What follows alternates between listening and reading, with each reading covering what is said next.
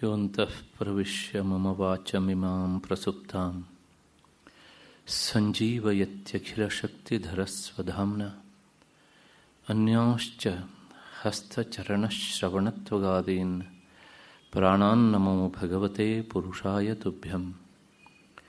ಯಾ ವರ್ಣಪದವಾಕ್ಯಾರ್ಥಗದ್ಯಪದ್ಯಸ್ವರೂಪಿಣಿ ವಾಚಿ ನರ್ತಯತು ಕ್ಷಿಪ್ರಂ ಮೇಧಾಂ ದೇವಿ Saraswati.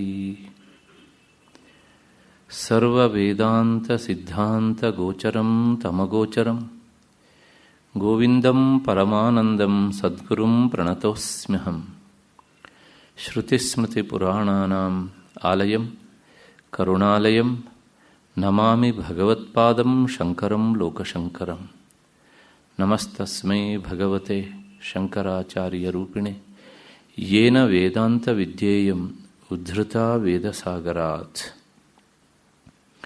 ಸದಾತ್ಮಧ್ಯಾನನಿರತಂ ವಿಷಯೇಭ್ಯಃ ಪರಾಂಗುಖಂ Naomi ಶಾಸ್ತ್ರೇಷು ನಿಷ್ಣಾತಂ Chandrashekhara ಭಾರತೀಂ. ನನ್ನ ವಿವೇಕ ಚೂಡಾಮಣಿಯ ಬಂಧುಗಳೇ ಹಾಗೂ ಈ ಕಾರ್ಯಕ್ರಮದ ದತ್ತಿ ನ್ಯಾಸಕರ್ತರಂತಹ ದಿವಂಗತ ರುಕ್ಮಿಣಿ ನಾಗರಾಜ್ ಅವರ ಪರವಾಗಿ ಅವರ ಸಹೋದರಿಯವರು ಯಾರಿದ್ದಾರೋ ಶಕುಂತಲಾ ಅವರು ಹಾಗೂ ಎಲ್ಲ ಹಿರಿಯ ಶ್ರೋತೃಗಳೇ, ನನ್ನ ಮತ್ತು ನಿಮ್ಮೆಲ್ಲರ ಹೃದಯ ಮಂದಿರವನ್ನು ಬೆಳಗ್ತಾ ಇರುವಂತಹ ಮಹಾಚೈತನ್ಯಕ್ಕೆ ಅನಂತ ಪ್ರಣಾಮಗಳನ್ನು ಸಲ್ಲಿಸ್ತಾ ಇವತ್ತಿನ ಈ ಸರಣಿಯ ಚಿಂತನೆಗೆ ಮುಂದಾಗ್ತಾ ಇದ್ದೇನೆ. ಹಿಂದೆ ಡಿಸೆಂಬರ್ ತಿಂಗಳಲ್ಲಿ ಸೇರಿದಾಗ ನಾವು ವಿವೇಕ ಚೂಡಾಮಣಿಯ 343ನೇ ಶ್ಲೋಕದವರೆಗೆ ಚಿಂತನೆ ಮಾಡಿದ್ವಿ. ವಿಷಯ ಅತ್ಯಂತ ಜಟಿಲವಾದದ್ದನ್ನು ಭಾಳ ಸುಲಭವಾಗಿ ಮರೆತಿರ್ತೇವೆ. ಸುಲಭವಾದದ್ದೇ ಮರೀತದೆ, ಕಷ್ಟವಾದದ್ದು ಮೊದಲು ತಲೆಯಿಂದ ಹೋದರೆ ಸಾಕು ಅಂತ ನಾವೇ ಅದನ್ನು ತಳ್ಳುತ್ತೇವೆ.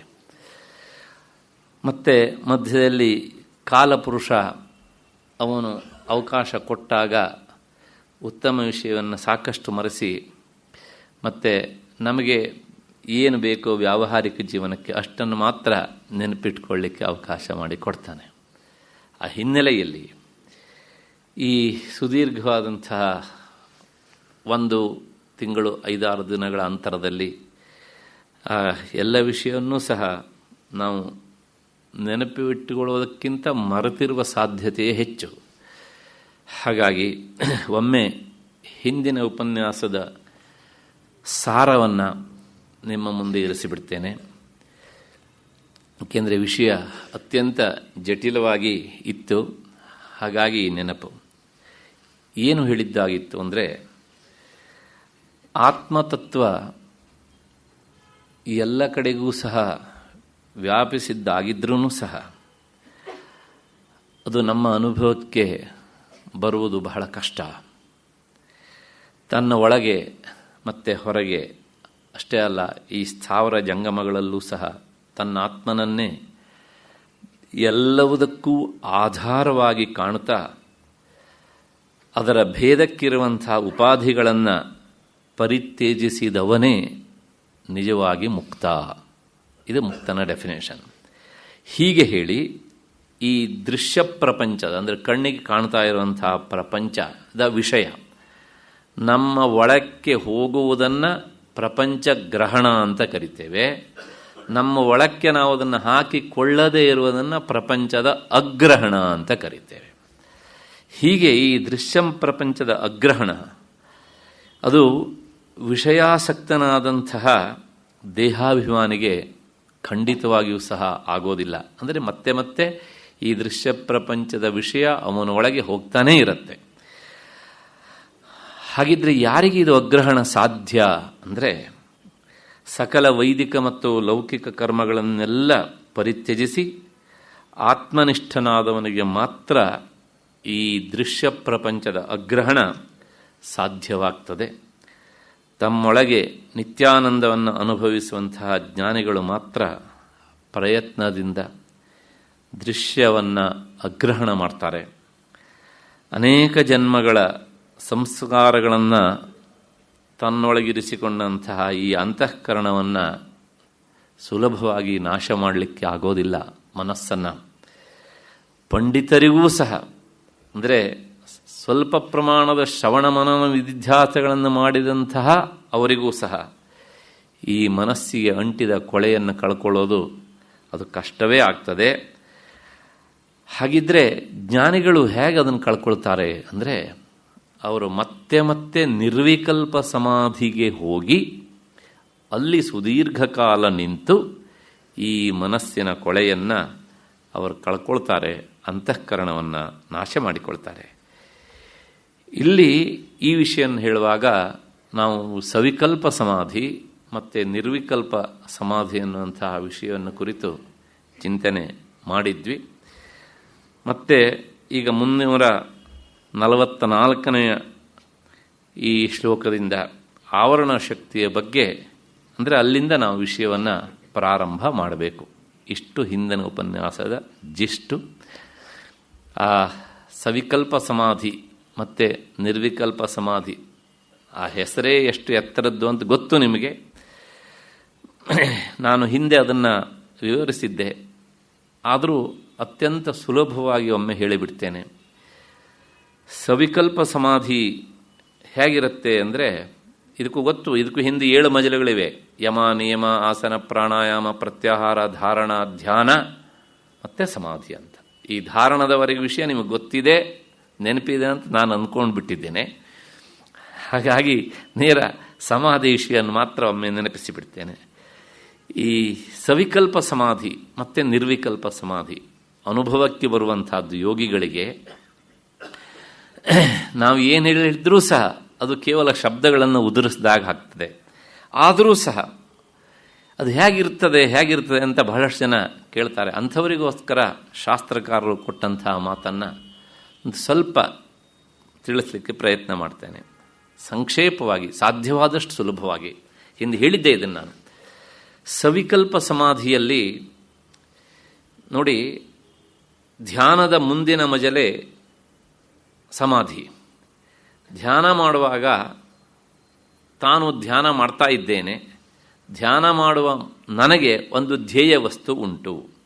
ಈ ಪ್ರಕ್ರಿಯೆಗೆ ಧ್ಯಾನ ಅಂತ ಹೆಸರು. ಅಂದರೆ ಧ್ಯಾನ, ಧ್ಯಾತ ಮತ್ತು ಧ್ಯೇಯ, ಈ 3 ಇರ್ತದೆ. ಇದು ಸುದೀರ್ಘ ಕಾಲ ಮುಂದುವರೆದರೆ ಈ ಪ್ರಕ್ರಿಯೆಯೇ, ಅದಕ್ಕೆ ಸಮಾಧಿ ಅಂತ ಹೆಸರು. ಹಾಗೆ ಮುಂದುವರಿತಾ ಹೋದಾಗ ಅಲ್ಲಿ ತಾನು ಧ್ಯಾನ ಮಾಡ್ತಾ ಇದ್ದೇನೆ ಎನ್ನುವಂಥ ಧ್ಯಾನ ಎನ್ನುವಂಥದ್ದು ಇಲ್ಲದೆ ಇದ್ರೂ ಸಹ ಧ್ಯಾತನಾದ ನಾನಿದ್ದೇನೆ, ಮತ್ತು ನನ್ನಿಂದ ಧ್ಯಾನಿಸಲ್ಪಡುವ ಧ್ಯೇಯ ವಸ್ತು ಒಂದಿದೆ ಅಂತ ಗೊತ್ತಾಗತ್ತೆ. ಪೂರ್ತಿ ಆ ಧ್ಯೇಯ ವಸ್ತುವೇ ಆಗಿಬಿಡುವುದಿಲ್ಲ ಸವಿಕಲ್ಪ ಸಮಾಧಿಯಲ್ಲಿ. ಹೇಗೆ ಅಂದರೆ, ಇಲ್ಲೊಂದು ಮಣ್ಣಿನಿಂದ ಮಾಡಿದಂತಹ ಆನೆ ಇದೆ ಅಂತ ಅಂದ್ಕೊಳ್ಳೋಣ. ಈಗ ನೋಡಿದಾಗ ನಮಗೆ ಮೊದಲು ಬರುವಂತಹ ತಿಳುವಳಿಕೆ ಏನು? ಅಲ್ಲಿ ಆ ಆನೆ ಎನ್ನುವ ಆಕಾರದ ತಿಳುವಳಿಕೆ ಬರ್ತದೆಯೋ, ಮಣ್ಣು ಎನ್ನುವಂತಹ ತಿಳುವಳಿಕೆ ಬರ್ತದೆಯೋ? ಅಂದರೆ ಆನೆ ಎನ್ನುವ ಆಕಾರವೇ ನಮ್ಮ ಮನಸ್ಸಿಗೆ ಬರ್ತದೆ. ಅದು ಯಾವುದರಿಂದ ಮಾಡಲ್ಪಟ್ಟಿದೆಯೋ ಅದು ನಮ್ಮ ಮನಸ್ಸಿಗೆ ಬರುವುದಿಲ್ಲ, ಆಕಾರವೇ ನಿಲ್ಲುತ್ತದೆ. ಇದು ಸವಿಕಲ್ಪ ಸಮಾಧಿಯ ಸ್ಥಿತಿ. ಅಂದರೆ ಆ ಧ್ಯೇಯ ವಸ್ತು ಕಾಣ್ತಾ ಇರ್ತದೆ. ಇದನ್ನೇ ಮನಸ್ಸಿನ ವೃತ್ತಿ ಅಂತ ಕರೀತಾರೆ. ವೃತ್ತಿ ಅಂದರೆ ಅಲೆಗಳು ಅಂತ. ಆ ಮುಂದಿನ ಹಂತ, ಇದನ್ನು ಅಭ್ಯಾಸ ಮಾಡಿ ಮುಂದಕ್ಕೆ ಹೋದ್ಮೇಲೆ ನಿರ್ವಿಕಲ್ಪ ಸಮಾಧಿ ಅಂತ. ನಿರ್ವಿಕಲ್ಪ ಸಮಾಧಿಯಲ್ಲಿ ಹೇಗಿರುತ್ತೆ ಅಂದರೆ, ಆ ಮಣ್ಣಿನಿಂದ ಮಾಡಿದಂತಹ ಆನೆ ಮತ್ತು ಮಣ್ಣು ಎರಡೂ ಇರ್ತದೆಲ್ಲ, ಪ್ರತಿ ಕ್ಷಣದಲ್ಲೂ ಸಹ ಅವನಿಗೆ ಮಣ್ಣು ಕಾಣುತ್ತೆ ಅಷ್ಟೇ ಹೊರತು ಆನೆ ಕಾಣುವುದಿಲ್ಲ. ಅದು ನಿರ್ವಿಕಲ್ಪ ಸಮಾಧಿಯ ಸ್ಥಿತಿ. ಇದಿನ್ನೂ ಸುಲಭವಾಗಿ ಅರ್ಥ ಆಗಬೇಕು ಅಂದರೆ, ಒಂದು ಪಾತ್ರೆಯಲ್ಲಿ ಉಪ್ಪಿನ ಅಂದರೆ ಅಡಿಗೆ ಉಪ್ಪನ್ನು ಹಾಕಿದರೆ ಅದು ಹೇಗೆ ಸಂಪೂರ್ಣವಾಗಿ ಕರಗಿ ಹೋಗಿಬಿಡುತ್ತೋ ಹಾಗೆ ಈ ಧ್ಯಾನ ಮಾಡುವವನ ಮನಸ್ಸಿನ ವೃತ್ತಿ ಸಂಪೂರ್ಣವಾಗಿ ಧ್ಯೇಯ ವಸ್ತುವಿನಲ್ಲಿ ಲಯವಾಗಿ ಅವನಿಗೆ ನಾನು ಬೇರೆ, ಧ್ಯಾನಿಸಲ್ಪಡುವಂಥ ವಸ್ತು ಬೇರೆ ಅನ್ನುವಂಥ ಈ ಭೇದ ಇರುವುದಿಲ್ಲ. ಹರಳು ಉಪ್ಪು ನೀರಿನಲ್ಲಿ ಕರಗಿದ ಮೇಲೆ ಹರಳು ಉಪ್ಪು ಬೇರೆ, ನೀರಿನಲ್ಲಿ ಕರಗಿದ ಬೇರೆ ಅಂತ ವ್ಯವಹಾರ ಇಲ್ಲ. ಹಾಗೆ ಅಂತ ಅದರ ಸತ್ವ ಉಳಿತದೆ, ತನ್ನ ಆಕಾರವನ್ನು ಕಳ್ಕೊಳ್ಳುತ್ತದೆ. ಹಾಗೆಯೇ ಸಂಪೂರ್ಣವಾಗಿ ತಾನು ಧ್ಯಾನ ಮಾಡ್ತಾ ಇದ್ದೇನೆ ಎನ್ನುವುದನ್ನು ಮರಿತಾನೆ, ಧ್ಯೇಯವಸ್ತುವೇ ಆಗಿ ಬಿಡ್ತಾನೆ. ಇದು ನಿರ್ವಿಕಲ್ಪ ಸಮಾಧಿಯ ಆ ಉಚ್ಛ್ರಾಯ ಸ್ಥಿತಿ. ನಾನು ಹೇಳಿದ್ದು 100ರಲ್ಲಿ 1 ಪೈಸೆಯಷ್ಟು ಭಾಗ ಮಾತ್ರ. ಮತ್ತೆ ಹೆಚ್ಚು ಹೇಳಲಿಕ್ಕೆ ಹೋದರೆ ಅದು ಅರ್ಥ ಆಗೋದಕ್ಕಿಂತ ಅನರ್ಥ ಆಗುವುದು ಜಾಸ್ತಿ. ಹಾಗಾಗಿ ಆ ಅನರ್ಥ ಆಗದೇ ಇರಲಿ ಅಂಥೇಳಿ ಸುಲಭವಾದ ದೃಷ್ಟಾಂತವನ್ನು ಮಾತ್ರ ನಿಮ್ಮ ಮುಂದೆ ಇರಿಸಿದ್ದೇನೆ. ಅಷ್ಟು ಹಿನ್ನೆಲೆಯಲ್ಲಿ ಈಗ ಮುಂದಿನ 344ನೆಯ ಶ್ಲೋಕ. ಈ ಸ್ಥಿತಿಗೆ ಹೋಗಬೇಕಿದ್ರೆ ಈ 2 ತರಹದ ಶಕ್ತಿಗಳು ನಾಶ ಆಗಬೇಕು ಅಂತಾರೆ ಭಗವತ್ಪಾದರು. 2 ತರಹದ ಶಕ್ತಿಗಳು ಅಂದರೆ, ಮಾಯೆಗೆ 2 ಮುಖಗಳು. ಒಂದು ಮುಖ ಆವರಣ ಶಕ್ತಿ, ಇನ್ನೊಂದು ಮುಖ ವಿಕ್ಷೇಪ ಶಕ್ತಿ ಅಂತ. ಬಹಳ ಹಿಂದೆಲ್ಲ ಈ ವಿಷಯ ಬಂದಿತ್ತು, ಮಧ್ಯೆಲ್ಲ ಆಗಾವಾಗ ನನ್ನನ್ನು ಮರೆತು ಬಿಟ್ರೆ ಅಂಥೇಳಿ ಈ ವಿಷಯಗಳು ಬಂದು ಇಣಿಕೆ ನೋಡ್ತಾ ಹೋಗ್ತಾ ಇರ್ತವೆ ಅಂತ. ಈ 2 ಶಕ್ತಿಗಳನ್ನೂ ಸಹ ಕಳೆದುಕೊಂಡವನಿಗೆ ಈ ನಿರ್ವಿಕಲ್ಪ ಸಮಾಧಿಯ ಸ್ಥಿತಿಗೆ ಹೋಗಲಿಕ್ಕೆ ಆಗ್ತದೆ ಅಂತ. ಹಾಗಾಗಿ ಆ ಸಮೂಲ ನಷ್ಟಾಯ ವಿಕ್ಷೇಪ ಶಕ್ತಿ ಬಂಧಕತ್ವ ಪ್ರಕಾರ ಮಹ. ಈ ವಿಕ್ಷೇಪ ಶಕ್ತಿ ಮತ್ತು ಆವರಣ ಶಕ್ತಿ ಇವೆರಡೂ ಸಹ ಒಂದು ರೀತಿಯಲ್ಲಿ ಅಕ್ಕ ತಂಗಿ ಇದ್ದ ಹಾಗೆ. ಯಾಕೆ ಅಣ್ಣ ತಮ್ಮ ಅಂತ ಹೇಳ್ಬೋದಿತ್ತಲ್ಲ ಅಂತ ನೀವು ಕೇಳ್ಬೋದು. ಏನು ಅಕ್ಕ ತಂಗಿ ಅಂತ ನಮ್ಮ ಸ್ತ್ರೀ ಸಮುದಾಯದ ಉದಾಹರಣೆ ಹೇಳ್ತಿದ್ದೀರಲ್ಲ, ಸ್ತ್ರೀಲಿಂಗದಲ್ಲಿ ಬಳಸ್ತಿದ್ದಾರೆ ಅಂದರೆ ಅದು ಕಾರಣ ಉಂಟು ನಾವು ಹೇಳೋದಕ್ಕೆ. ಶಕ್ತಿ ಅನ್ನೋದು ಸ್ತ್ರೀಲಿಂಗ, ಆವರಣ ಶಕ್ತಿ ವಿಕ್ಷೇಪ ಶಕ್ತಿ. ಹಾಗಾಗಿ ನಾನು ಸ್ತ್ರೀಲಿಂಗ ಶಬ್ದವನ್ನು ಪ್ರಯೋಗ ಮಾಡಿದ್ದೇನೆ, ಅಕ್ಕ ತಂಗಿ ಇದ್ದ ಹಾಗೆ ಅಂತ. ಅಣ್ಣ ತಮ್ಮ ಅಂತ ಇದ್ದ ಹಾಗೆ ಅಂತಲೂ ಹೇಳ್ಬೋದು, ಏನೂ ತಪ್ಪೇನಿಲ್ಲ ಅದರೊಳಗೆ. ಆದರೆ ಆ ಶಬ್ದ ಸ್ತ್ರೀಲಿಂಗ ಆದ್ದರಿಂದ ಹಾಗೆ ಬಳಸಿದ್ದೇನೆ. ಈ ಆವರಣ ಶಕ್ತಿ ಅದು ಕೇವಲ ಅಕ್ಕನಾಗಿ ಮಾತ್ರ ಇರೋದಿಲ್ಲ, ತಾಯಿಯಾಗಿಯೂ ಇರ್ತದೆ. ಆ ತಾಯಿಯ ಸ್ಥಾನದಲ್ಲಿರುವಂಥ ಆವರಣ ಶಕ್ತಿಯಿಂದಲೇ ವಿಕ್ಷೇಪ ಶಕ್ತಿ ಎನ್ನುವಂತಹದ್ದು ಮುಂದಕ್ಕೆ ಬಂದು ಕೆಲಸ ಮಾಡ್ತಾ ಇರ್ತದೆ. ಅದನ್ನು ಈ 344ನೆಯ ಶ್ಲೋಕದಲ್ಲಿ ಹೇಳ್ತಾರೆ. ಅಹಂಬುದ್ಧೈವ ಮೋಹಿನ್ಯ ಯೋಜಯಿತ್ವಾ ವೃತೇರ್ಬಲಾತ್ ವಿಕ್ಷೇಪ ಶಕ್ತಿ ಪುರುಷಂ ವಿಕ್ಷೇಪಯತಿ ತದ್ಗುಣೈ. ಈ ವಿಕ್ಷೇಪ ಶಕ್ತಿ ಆವರಣ ಶಕ್ತಿಯ ಬಲದಿಂದ ತಾನೆನ್ನುವಂತಹ ಬುದ್ಧಿಯಿಂದಲೇ ಸಾಧಕನನ್ನು ಅದು ಭ್ರಮೆಗೊಳಿಸಿ ತನ್ನ ಗುಣಗಳಿಂದ ಅವನನ್ನು ಚಂಚಲಗೊಳಿಸುತ್ತದೆ. ಇಷ್ಟು ಈ ಶ್ಲೋಕದ ಅರ್ಥ. ಆವರಣ ಶಕ್ತಿ ಏನು ಮಾಡುತ್ತೆ ಅಂದರೆ, ಆ ಹೆಸರೇ ಹೇಳುತ್ತೆ, ಆವರಣ ಅಂದರೆ ಮುಚ್ಚುವುದು ಅಂತ. ಘನಶ್ಚನ್ನಮರ್ಕಂ ಘನಚ್ಛನ್ನಂ ಅಂದರೆ ನಿಬಿಡವಾದಂಥ ಮೋಡದಿಂದ ಆವರಿಸಲ್ಪಟ್ಟಾಗ ಜಗತ್ತನ್ನೇ ಬೆಳಗುವಂತಹ ಸೂರ್ಯನನ್ನೂ ಸಹ ನಾವು ನೋಡಲಿಕ್ಕೆ ಅಸಮರ್ಥರಾಗ್ತೇವೆ. ಹಾಗೆ ಆವರಣ ಶಕ್ತಿ ಏನು ಮಾಡುತ್ತೆ ಅಂದರೆ, ಆತ್ಮಸ್ವರೂಪನೇ ಆದಂಥ ನಮ್ಮ ನಿಜ ರೂಪವನ್ನು ಸಂಪೂರ್ಣವಾಗಿ ಅದು ಮರೆಮಾಚುತ್ತದೆ. ಅದಾದ ಮೇಲೆ ವಿಕ್ಷೇಪ ಶಕ್ತಿ ಅದರ ಕೆಲಸವನ್ನು ಪ್ರಾರಂಭ ಮಾಡುತ್ತದೆ. ಹೇಗೆ ಅಂದರೆ, ಆತ್ಮನಲ್ಲದ ದೇಹ ಇಂದ್ರಿಯ ಮನಸ್ಸುಗಳಲ್ಲಿ ಆತ್ಮ ಎನ್ನುವಂಥ ಬುದ್ಧಿಯನ್ನು ಅದು ಹುಟ್ಟಿಸ್ತದೆ. ಆವರಣ ಶಕ್ತಿ ಮರೆಮಾಚಿದ ಮೇಲೆ ವಿಕ್ಷೇಪ ಶಕ್ತಿಯ ಕೆಲಸ ಪ್ರಾರಂಭ. ಆವರಣ ಶಕ್ತಿ ಮರೆಮಾಚದೆ ಇದ್ದರೆ ವಿಕ್ಷೇಪ ಶಕ್ತಿಗೆ ಕೆಲಸಕ್ಕೆ ಅವಕಾಶವೇ ಇಲ್ಲ. ತಂದೆ ಇದ್ದರೆ ಮಗ, ತಾಯಿ ಇದ್ದರೆ ಮಗಳು. ಹಾಗೆ ಆವರಣ ಶಕ್ತಿ ಆವರಣ ಮಾಡಿ ಆದಮೇಲೆ ವಿಕ್ಷೇಪ ಶಕ್ತಿ ಕೆಲಸ ಮಾಡ್ತದೆ. ಅದನ್ನು ಈ ಶ್ಲೋಕದಲ್ಲಿ ಹೇಳ್ತಾರೆ. ಯದಾ ಅನಾತ್ಮನಿ ಆತ್ಮಬುದ್ಧಿಂ ಕರೋತಿ, ಈ ಆವರಣ ಶಕ್ತಿ ಸ್ವರೂಪವನ್ನು ಮರೆಮಾಚಿ ಆದ ಮೇಲೆ ವಿಕ್ಷೇಪ ಶಕ್ತಿ ಅನಾತ್ಮವಾದ ದೇಹ ಮತ್ತು ಇಂದ್ರಿಯ ಮನಸ್ಸು ಇವುಗಳನ್ನೇ ಆತ್ಮ ಅಂತ ಭಾವಿಸುವ ಹಾಗೆ ಮಾಡಿಬಿಡುತ್ತದೆ. ಅಂದರೆ ನಮ್ಮ ಸ್ವರೂಪವನ್ನು ಅದು ಸಂಪೂರ್ಣವಾಗಿ ಮರೆಮಾಚಿ ಬಿಡುತ್ತದೆ ಅಂತ. ಹೇಗೆ ಅಂದರೆ, ಹಿಂದೆ ಬಂದಂಥ ದೃಷ್ಟಾಂತವನ್ನು ಪುನಃ ಜ್ಞಾಪಿಸಿಕೊಳ್ಳಿ. ಸರೋವರದಲ್ಲಿ ಶುದ್ಧವಾದ ನೀರಿದೆ, ಪಾಚಿ ಕಟ್ಟಿಕೊಂಡಿದೆ. ಪಾಚಿಯಿಂದಾಗಿ ಇದ್ದ ನೀರು ನಮಗೆ ಕಾಣ್ತಾ ಇಲ್ಲ. ಆ ಪಾಚಿಯನ್ನು ಸರಿಸಿದರೆ ಶುದ್ಧವಾದಂಥ ನೀರು ನಮಗೆ ಕಂಡು ಬರುತ್ತೆ. ಹಾಗೆ ಆವರಣ ಶಕ್ತಿ ಮರೆಮಾಚಿದಾಗ ಆ ಪಾಚಿ ಆವರಣ ಶಕ್ತಿ ಅಂತ. ಅದಾದಮೇಲೆ ವಿಕ್ಷೇಪ ಶಕ್ತಿ ಆ ಪಾಚಿಯಲ್ಲಿರುವಂಥ ಬೇರೆ ಬೇರೆ ಎಲ್ಲ ಥರದ ವಸ್ತುಗಳನ್ನು ಸಹ ತೋರಿಸ್ತಾ ಇರ್ತದೆ.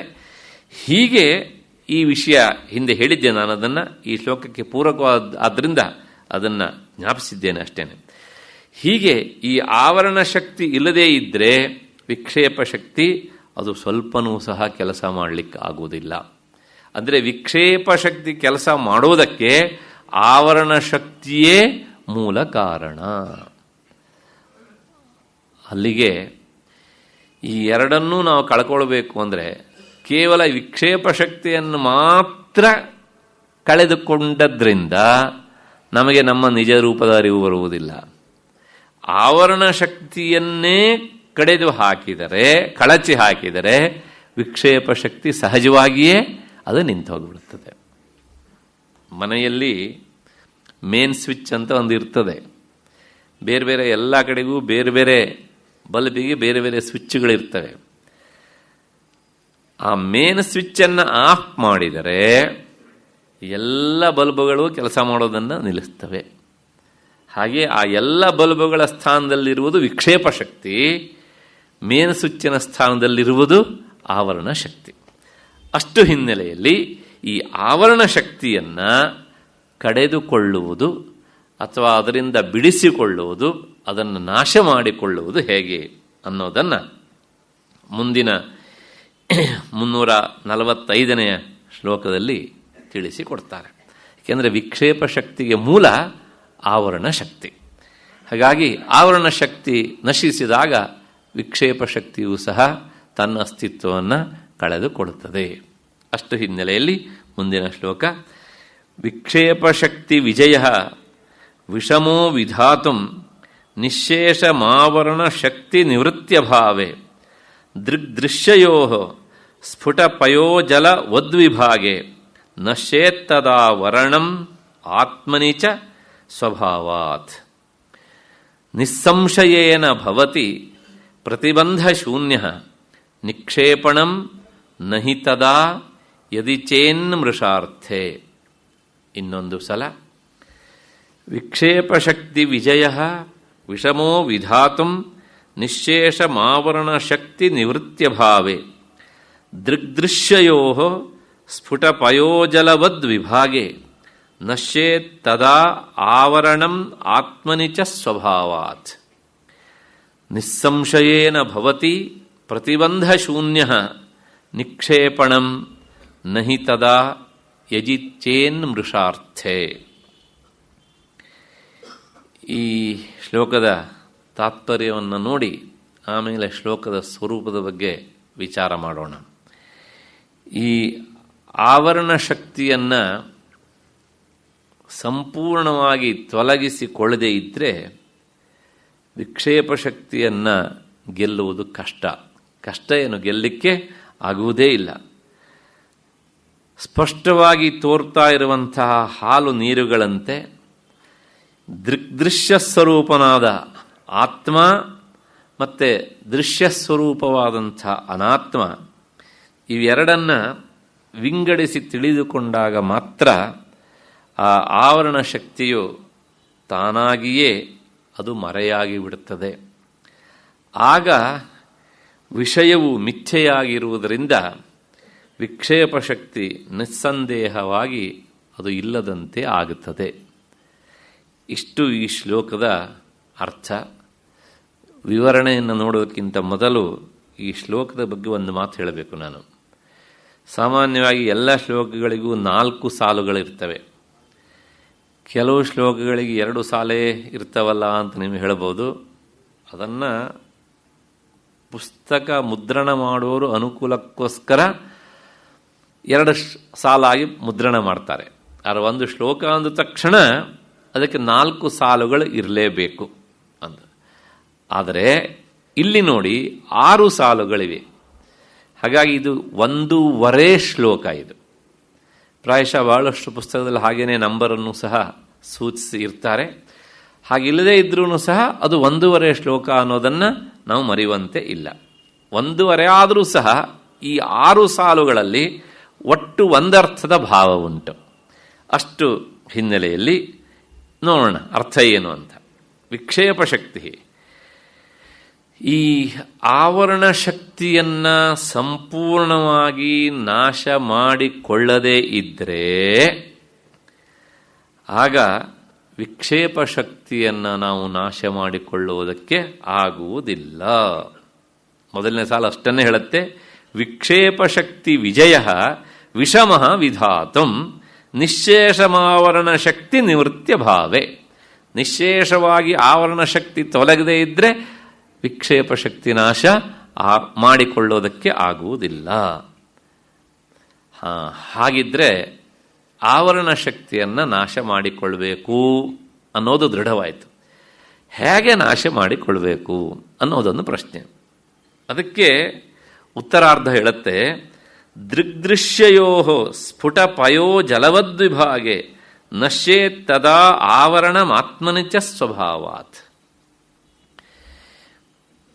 ಈ ಹಾಲು ಮತ್ತು ನೀರು ಇದು ಎರಡನ್ನೂ ಬೇರೆ ಬೇರೆಯಾಗಿಟ್ಟಾಗ ನಮಗೆ ಇದು ಹಾಲು ಇದು ನೀರು ಅಂತ ಗೊತ್ತಾಗ್ತದೆ. ಆದರೆ ಎರಡನ್ನೂ ಮಿಶ್ರಣ ಮಾಡಿಬಿಟ್ರೆ ಹಾಲಿಗೆ ನೀರು ಹಾಕಿದ್ದಾರೆ ಅಂತಲೂ ಗೊತ್ತಾಗ್ತದೆ ಮತ್ತು ನೀರಿಗೆ ಹಾಲು ಹಾಕಿದ್ದಾರೆ ಅನ್ನೋದು ಸಹ ಗೊತ್ತಾಗ್ತದೆ. ಆದರೆ ಅದು ಎರಡನ್ನೂ ಸಹ ಬೇರ್ಪಡಿಸಿ ಅಂತ ಹೇಳಿದರೆ ಬೇರ್ಪಡಿಸಲಿಕ್ಕೆ ಆಗೋದಿಲ್ಲ. ಅಷ್ಟು ಗೊತ್ತಾಗುತ್ತೆ ಹಾಲು ನೀರು ಮಿಶ್ರಣ ಆಗಿದೆ ಅಂತ. ಬೇರ್ಪಡಿಸುವ ಶಕ್ತಿ ಹಂಸಕ್ಕಿದೆ ಅಂತ ಕವಿಗಳು ಹೇಳ್ತಾರೆ. ಎಷ್ಟು ಸತ್ಯವೋ ಗೊತ್ತಿಲ್ಲ. ನೀರಕ್ಷೀರ ವಿವೇಕೇನ ಅಂತ.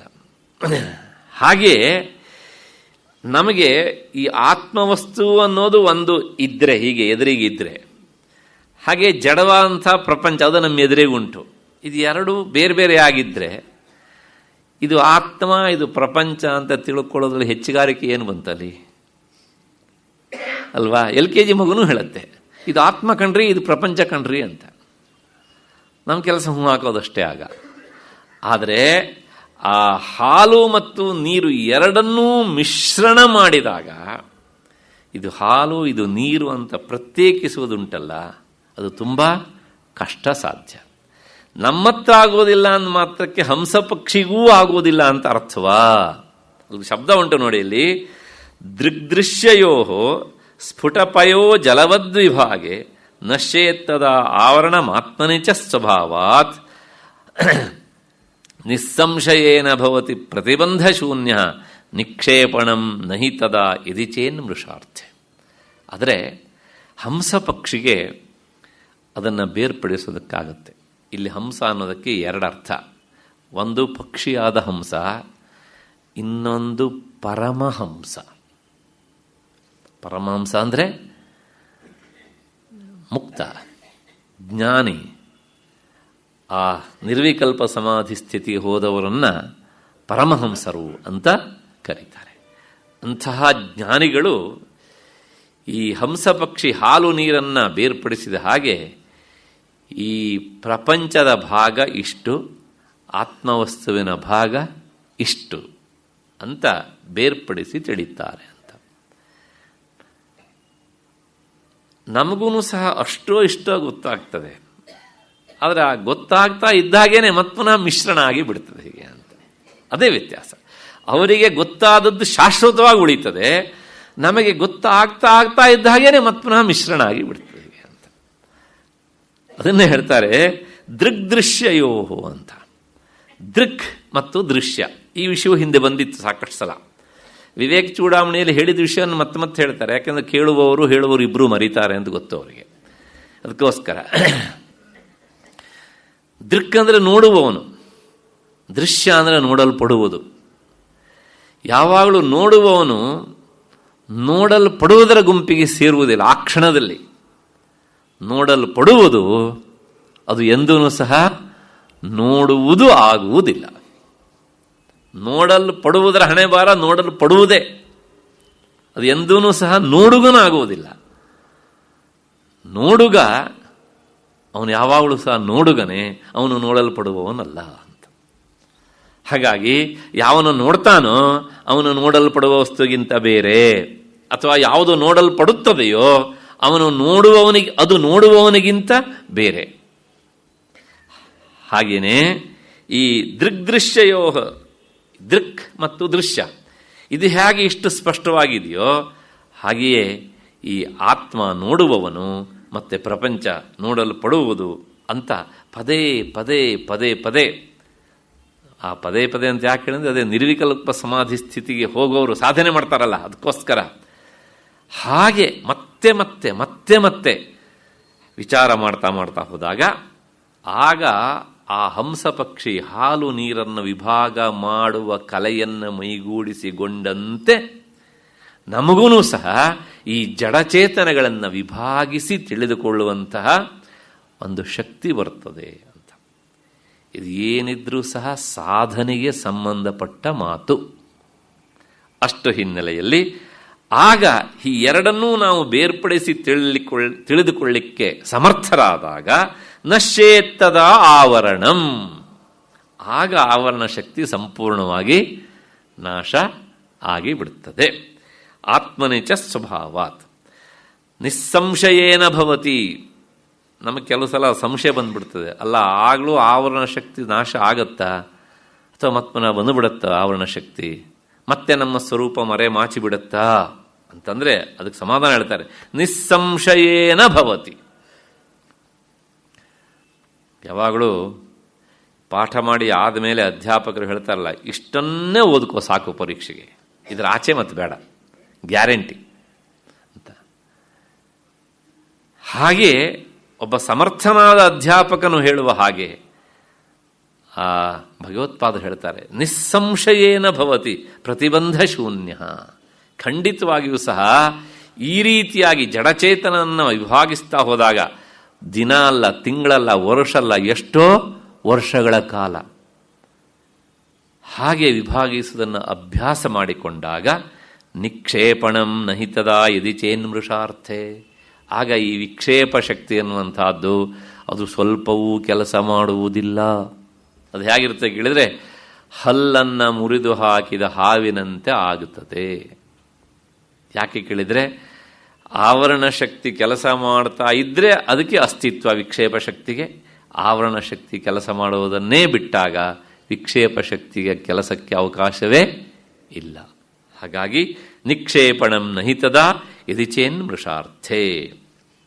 ಇಷ್ಟು ಈ ಶ್ಲೋಕದ ಅರ್ಥ ಅಂತ ಅಂದ್ಕೊಂಡು ಮತ್ತೆ ಮುಂದಿನ ಶ್ಲೋಕಕ್ಕೆ ಹೋಗೋಣ.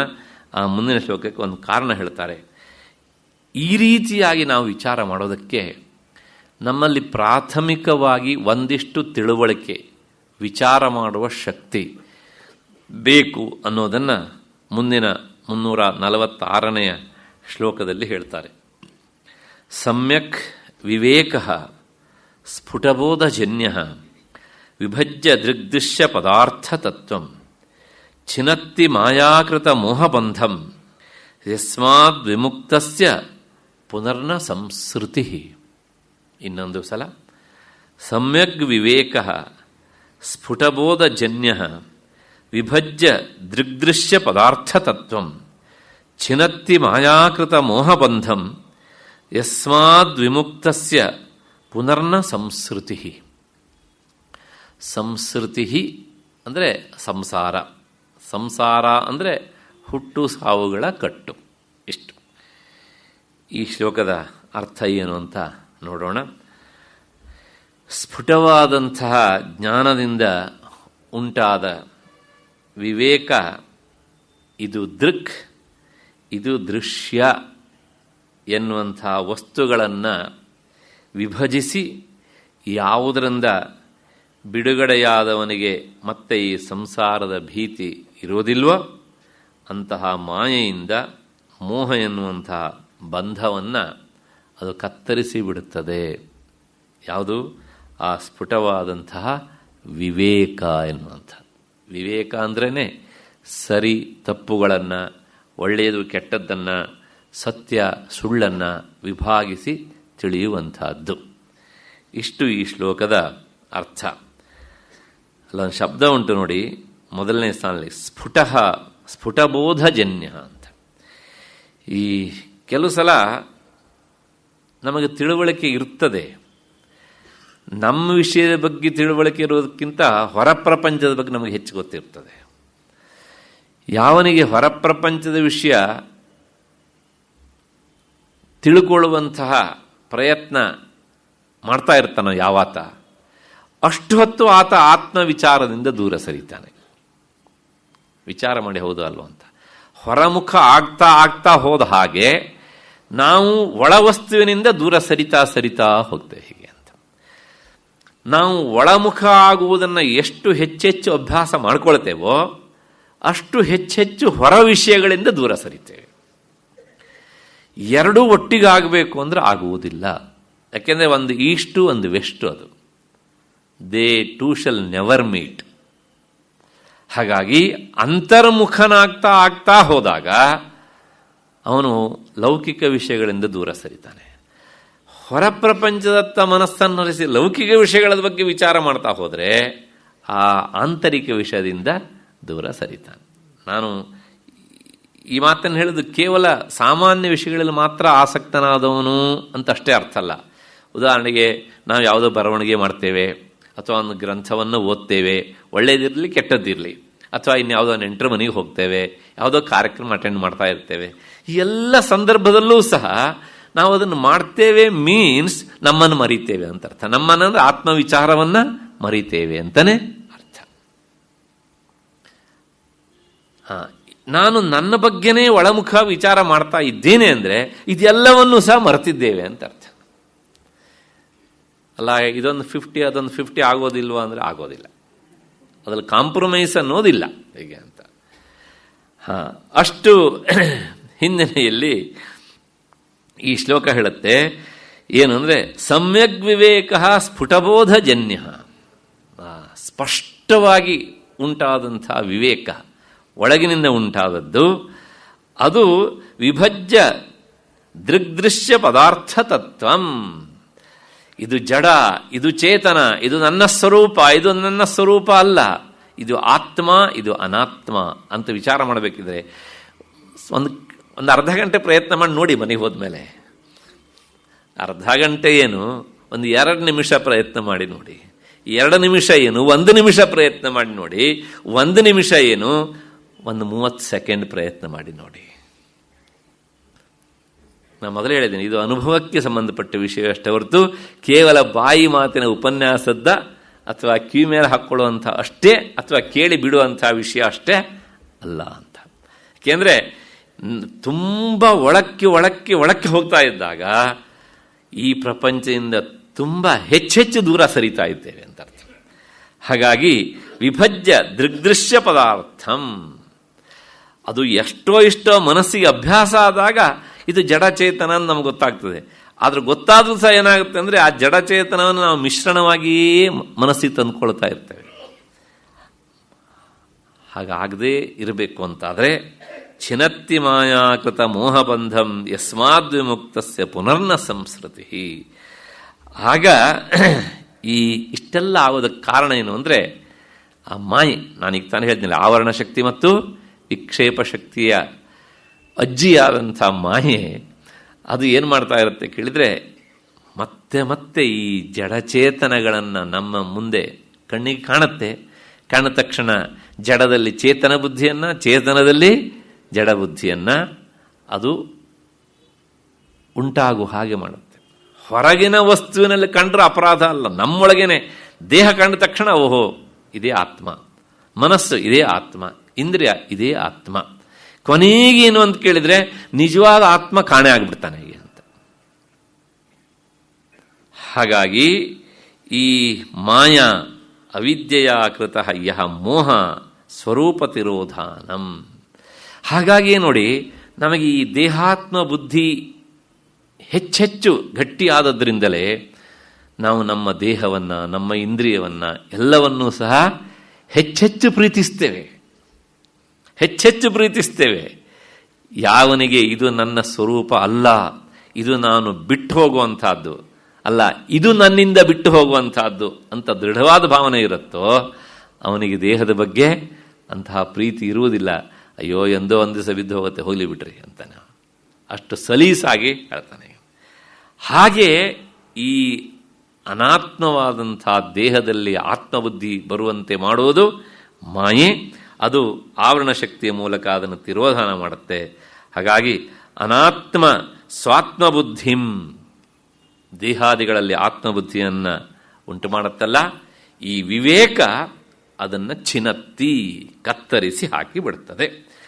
ಸಮೂಲಕಾಶಂ ಕಷತಿ, ಅಲ್ಲೊಂದು ಶಬ್ದ ಉಂಟು, ಅಲ್ಲಿ ಸಂಪೂರ್ಣವಾಗಿ ಚಿನತ್ತಿ ಮಾಯಾಕೃತ ಮೋಹಬಂಧಂ, ಆ ಮಾಯೆಯಿಂದಾದಂಥ ಮೋಹವನ್ನು, ಅಜ್ಞಾನವನ್ನು ಸಂಪೂರ್ಣವಾಗಿ ಕತ್ತರಿಸಿ ಹಾಕಿಬಿಡುತ್ತೆ ವಿವೇಕ. ಹಾಗೆ ಕತ್ತರಿಸಿ ಹಾಕಿದ ಮೇಲೆ ಮತ್ತೇನು ಕೇಳಿದರೆ ಅವನೇ ಮುಕ್ತ. ಆ ಮುಕ್ತನಾದವನಿಗೆ ಪುನರ್ನ ಸಂಸ್ಕೃತಿ, ಮತ್ತೆ ಅವನಿಗೆ ಸಂಸಾರಕ್ಕೆ ಅಂದರೆ ಹುಟ್ಟು ಸಾವುಗಳ ಕಟ್ಟಿಗೆ ಬರುವಂತಹದ್ದು ಇಲ್ಲ. ಇಲ್ಲಿ ಒಂದು ಪ್ರಶ್ನೆ ಬರ್ಬೋದು ಇವಾಗ, ಅಲ್ಲ ಒಬ್ಬ ಬದುಕಿದ್ದಾನೆ, ಬದುಕಿದ್ದಾಗಲೇ ಅವನಿಗೆ ತನ್ನ ನಿಜವಾದ ಸ್ವರೂಪ ತಿಳಿಯಿತು, ಜೀವನ ಮುಕ್ತ ಅಂತ ಕರೆಸ್ಕೊಳ್ತಾನೆ ಅವನು. ಅಂಥವನಿಗೆ ಇದ್ದಕ್ಕಿದ್ದ ಹಾಗೇನೆ ಮತ್ತೆ ಪುನಃ ಈ ಮಾಯೆ ಅಡರಿ ಆವರಣ ಶಕ್ತಿ ಅವನ ಸ್ವರೂಪವನ್ನು ಮರೆಮಾಚಿ ವಿಕ್ಷೇಪ ಶಕ್ತಿ ಜಾಗೃತವಾಗಿ ದೇಹಾದಿಯೇ ಆತ್ಮ, ದೇಹಾದಿಗಳೇ ಆತ್ಮ ಎನ್ನುವಂಥ ಬುದ್ಧಿ ಬಂದುಬಿಡೋದಿಲ್ವಾ ಅಂತ ಒಂದು ಸಂಶಯ ಬರುವ ಸಾಧ್ಯತೆ ಉಂಟು. ಅದಕ್ಕೆ ಮೂಲ ಶ್ಲೋಕದಲ್ಲಿ ನೇರ ಉತ್ತರ ಇಲ್ಲ, ಆದರೆ ಈ ಶ್ಲೋಕದ ಹಿನ್ನೆಲೆಯಲ್ಲಿ ಗುರುಗಳು ತಮ್ಮ ವ್ಯಾಖ್ಯಾನದಲ್ಲಿ ಬರೀತಾರೆ. ಒಮ್ಮೆ ಮುಕ್ತನಾದ ಅಂತಾದಮೇಲೆ ಬದುಕಿದ್ರೂ ಸಹ ಮತ್ತೆ ಅವನು ಸಂಸಾರಕ್ಕೆ ಅಂದರೆ ಹುಟ್ಟು ಸಾವುಗಳ ಕಟ್ಟಿಗೆ ಅವನು ಗುರಿಯಾಗುವುದಿಲ್ಲ. ಮುಕ್ತನಾದವನಿಗೆ ಹುಟ್ಟು ಸಾವು ಇಲ್ಲವೇ ಇಲ್ಲ, ಸಂಸಾರ ಇಲ್ಲ, ಅವನಿಗೆ ಸಂಸಾರಕ್ಕೆ ಬರುವುದಿಲ್ಲ. ಅದಕ್ಕೊಂದು ದೃಷ್ಟಾಂತ ಕೊಡ್ತಾರೆ. ಹೇಗೆ ಅಂದರೆ, ಹಾಲಿನಲ್ಲಿಯೇ ಈ ತುಪ್ಪದ ಅಂಶ ಇತ್ತು, ಒಪ್ಕೊಳ್ತೀರಿ ಅಲ್ವಾ? ಆದರೆ ಹಾಲಾಗಿದ್ದಾಗ ಅದರಲ್ಲಿ ತುಪ್ಪದ ಅಂಶ ಇದೆ ಅಂತ ನಮಗೆ ಅನುಭವಕ್ಕೆ ಬರಲಿಲ್ಲ. ಅದನ್ನು ಕಾಯಿಸ್ತೇವೆ, ಅಲ್ಲಿ ಹ್ಯಾಕೆ ಕಾಯಿಸ್ತೇವೋ ಇಲ್ಲೂ ಸಹ ನಮ್ಮ ಮಿದುಳನ್ನು ಕಾಯಿಸಬೇಕು. ಅಂದರೆ ಸಾಧನಾ ಹಂತವೇ ಮಿದುಳನ್ನು ಕಾಯಿಸುವ ಪ್ರಕ್ರಿಯೆ. ಹಾಗೆ ಕಾಯಿಸಿ ಆದ ಮೇಲೆ ಅದಕ್ಕೆ ಮತ್ತೆ ಪುನಃ ಆರಿಸಬೇಕು. ಆರಿಸ್ಬೇಕು ಅಂದರೆ ಸಾಧನೆಯನ್ನು ಮತ್ತೆ ಮತ್ತೆ ನಿಲ್ಲಿಸಿಕೊಂಡು ಎಲ್ಲಿವರೆಗೆ ಬಂತು ಅಂತ ಮತ್ತೆ ಮತ್ತೆ ವಿಚಾರ ಮಾಡ್ತಾ ಇರಬೇಕು. ಹಾಗೆ ತಣ್ಣಗಾಗಿಸಿಕೊಂಡು ಅದಕ್ಕೆ ಸ್ವಲ್ಪ ಹೆಪ್ಪು ಹಾಕಬೇಕು. ಅದಾದಮೇಲೆ ಅದು ಘನೀಭವಿಸಿ ಮೊಸರಾಗತ್ತೆ, ಆಮೇಲೆ ಕಡಿಬೇಕು. ಇದೆಲ್ಲವೂ ಸಹ ಸಾಧನೆ ಹಂತ. ಹಾಗೆ ಕಡೆದ ಆದ ಮೇಲೆ ಬೆಣ್ಣೆ ಆಗ್ತದೆ, ಹೌದು ತಾನೆ? ಅದನ್ನು ಮತ್ತೆ ಪುನಃ ಕಾಯಿಸಿದಾಗ ತುಪ್ಪ ಆಗ್ತದೆ. ಈಗ ತುಪ್ಪ ಆದ ಮೇಲೆ ಮತ್ತೆ ಪುನಃ ಹಾಲಾಗುವ ಸಾಧ್ಯತೆ ಉಂಟೋ? ನೀವು ಹಾಲಿಗೇ ಹಾಕಿದ್ರೂ ಸಹ ನಾನು ತುಪ್ಪ ಅಂತಲೇ ಹೇಳುತ್ತೆ ಅಷ್ಟೇ ಹೊರತೂ ಸಹ ಹಾಲಿನ ಜೊತೆಗೆ ಅದು ಮಿಶ್ರಣ ಆಗುವುದಿಲ್ಲ. ಹಾಗೆ ನಹಿ ಕ್ಷೀರಾತ್ ಉದ್ಧೃತಂ ಆಜ್ಯಂ ಪುನಃ ಕ್ಷೀರೀಭವತಿ. ಒಂದು ಸಲ ಹಾಲಿನಿಂದ ತೆಗೆದಂತಹ ಆ ಕೆನೆ ಬೆಣ್ಣೆಯಾಗಿ ತುಪ್ಪ ಆದಮೇಲೆ ಮತ್ತೆ ಪುನಃ ಎಂದೆಂದೂ ಸಹ ಅದು ಹಾಲಾಗುವ ಸ್ಥಿತಿ ಇಲ್ಲವೇ ಇಲ್ಲ. ಹಾಗೆ ಮುಕ್ತನಾದವನು ಮತ್ಮನಃ ಸಂಸಾರಿಯಾಗಿ ಹುಟ್ಟು ಸಾವುಗಳ ಕಟ್ಟಿಗೆ ತುತ್ತಾಗುವುದು ಇಲ್ಲವೇ ಇಲ್ಲ. ಮುಕ್ತನು ಮುಕ್ತನೇ. ಹಾಗೆಯೇ ಯಾಕೆ ಕೇಳಿದರೆ ಶೀರೀಭವತಿ ತಥಾ ಸ್ವಪ್ರಕಾಶಾನಂದಕಾರತಾಂ ಯಾತಂ ಮನಃ.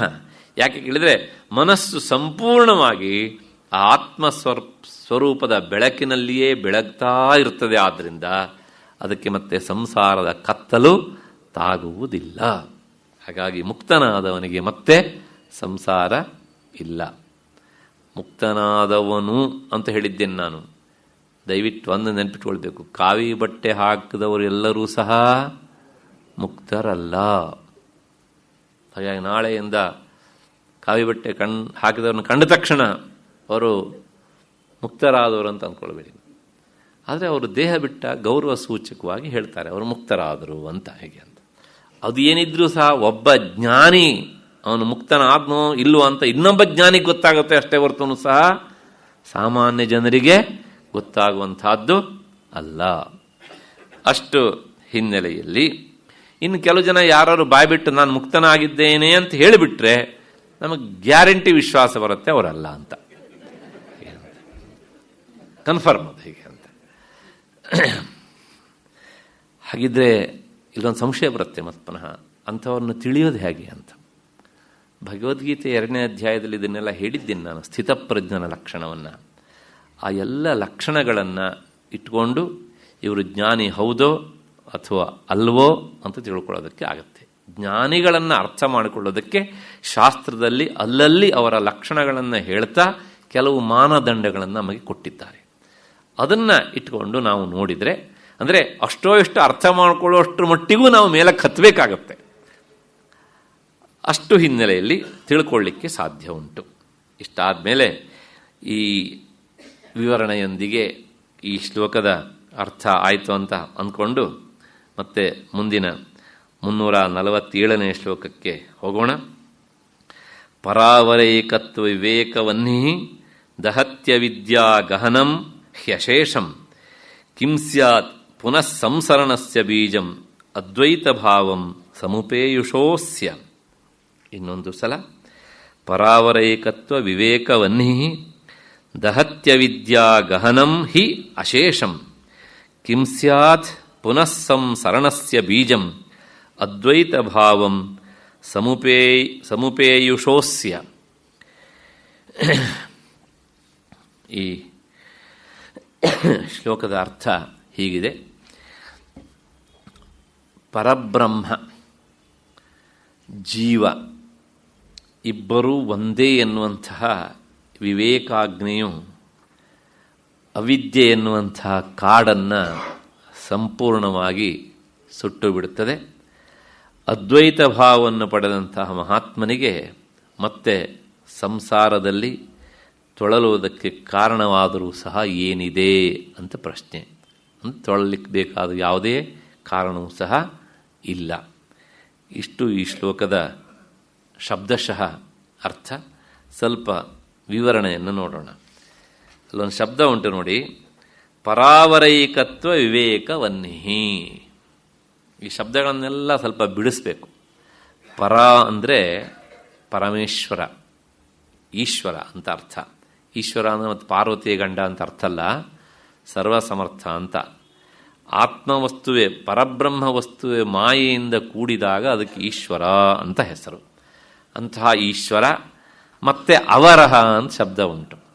ಪರ ಅಂದರೆ ಶ್ರೇಷ್ಠ, ಅವರ ಅಂದರೆ ಶ್ರೇಷ್ಠ ಅಲ್ಲ ಅಂತ ಅರ್ಥ.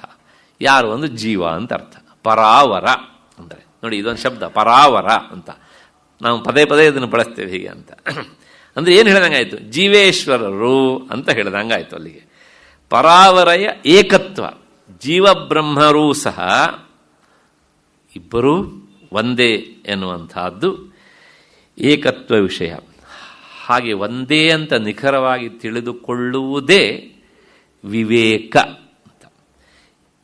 ಒಂದೇ ಅಂತ ತಿಳ್ಕೊಳ್ಳಿಕ್ಕೆ ಬೇಕಾದಂಥ ಅಂಶವನ್ನೆಲ್ಲ ಹಿಂದೆ ಮಹಾವಾಕ್ಯದ ವಿಷಯ ಬಂದಾಗ ಹೇಳಿದ್ದೇನೆ. ವಿವೇಕ ಅದು, ಆ ವಿವೇಕ ಹೇಗೆ ಬರುತ್ತೆ ಕೇಳಿದರೆ ಮತ್ತೆ ಮತ್ತೆ ವಿಚಾರಜನಿತವಾದದ್ದು ಆದಾಗ ಬರುತ್ತೆ. ವಿವೇಕಕ್ಕೆ ಹಿಂದೆ ವಿಚಾರ ಇರಲೇಬೇಕು, ಅದು ಪಕ್ಕ.